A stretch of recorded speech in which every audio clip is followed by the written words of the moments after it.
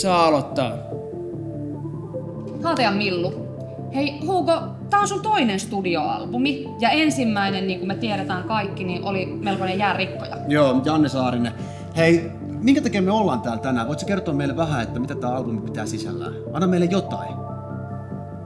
Uran alussa oli vaikeita ja omia päätöksiä, sen verran nopea nousu, että oli vaikea pysyä itse mukana, mutta nyt näin 2 vuotta myöhemmin niin voin sanoa, että me ollaan luotu jotain uutta.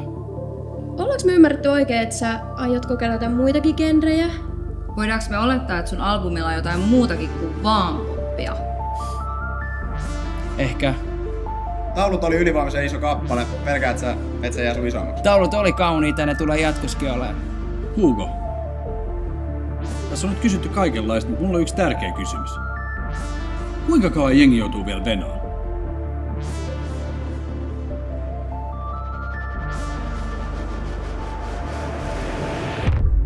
Kolmastoista. Mut pystyykö sä sun mielestä niinku aito rockstar? Joo, eikä tää ollut tässä. Kiitos.